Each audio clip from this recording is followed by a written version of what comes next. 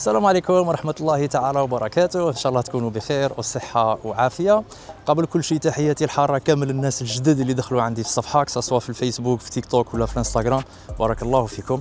اليوم أنا موجود في قلب العاصمة لوكسمبورغ. في الفيديو تاع اليوم راح نبارطاجي معكم معلومة ممكن ماشي كامل الناس يعرفوها، ولكن هذه المعلومة في الأخير راح تكون عبرة لمن يعتبر. دونك إلا أنت واحد من الناس اللي يبغي يتعلم ويعتبر، خليك إلى نهاية الفيديو، شوفها حتى لافان وقول لي واش رايك في الكومنتير. الموضوع تاع اليوم هو التسمية لوكسمبورغ. منين جات هذه الكلمة وكيفاش بدات؟ اللي عندهم الإجابة خلوني نشير غير بالسياسة، خلوني أنا دبر راسي. صاي الفيديو تاعي ماشي تاعكم. لوكسمبورغ هي خليط ما بين اللغة اللاتينية واللغة الجرمانية القديمة، وأصل الكلمة هو لوكسلمبورغ ومعناها القلعة الصغيرة. في سنة 963 ميلادي كان راجل بخير عليه عنده دراهم اسمه زيغفرويد، شرا هذاك لو روشي الصخرة هذه وبنى فوقها قلعة وسموها لوكسلمبورغ.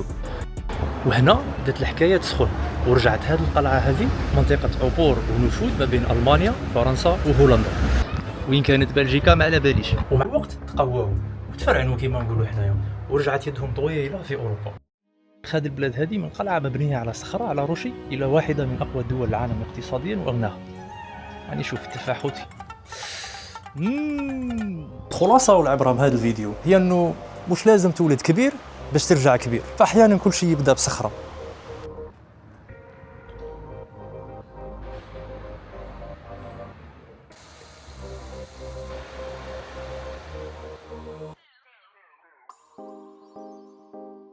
إذا وصلت حتى لهنا وما زالك تشوف الفيديو، ما عليا غير نقول لك شكرا. قولوا لي واش رايكم في هذا الفيديو، واش تبغوا تتعلموا على لوكسمبورغ، واكيد ان شاء الله راح نجاوب على لي كومونتير تاعكم وعلى التساؤلات تاعكم في فيديوهات اخرى. بارك الله فيكم والى المره القادمه ان شاء الله. سلام، تشاو.